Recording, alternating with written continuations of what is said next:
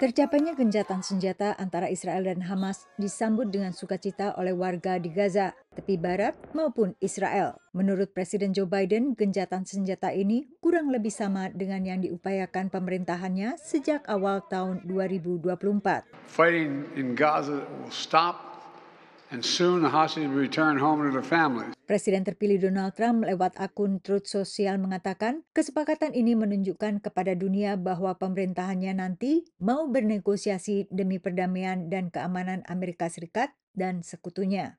Negosiasi terakhir selain melibatkan tim pemerintahan Joe Biden juga melibatkan utusan Timur Tengah pilihan Trump, Steve Witkoff.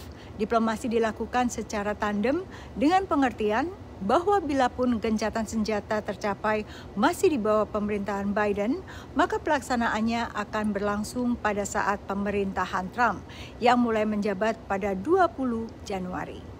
Analis menilai tercapainya kesepakatan ini tak lepas dari pergantian kepemimpinan ke Trump. I think it is likely that Biden wants to get some degree of credit for the ceasefire still happening on his watch, even though it does seem from speaking to a range of sources, both in Israel, Arab states, and with Palestinian groups, that pressure from the incoming Trump administration was really what moved the needle with the Netanyahu administration. What strikes me as rather interesting is that this is almost exact same terms that Hamas agreed back in July and or even in May, depending on the details. It's Israel that has actually shifted, if they have shifted. And it may be because Trump wanted this to be off his table when he arrived and was able to put pressure on Israel that Biden was unwilling to do.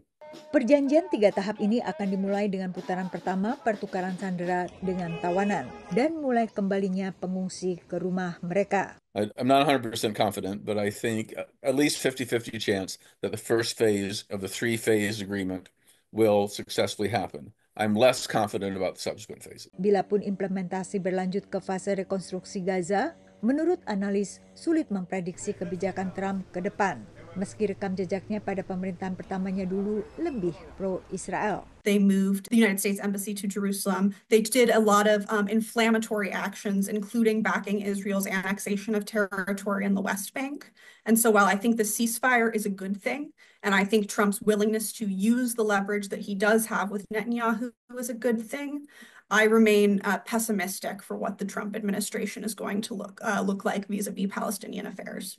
Ari Tolani mengatakan kebijakan Trump bisa juga kembali menekankan kedekatan pribadi dengan pimpinan di kawasan. Selain juga mendapat masukan dari orang lingkar dalam, termasuk Masad Bulos, pengusaha dan besan Trump, seorang warga Amerika Serikat keturunan Libanon yang dipilih sebagai penasehat Timur Tengah.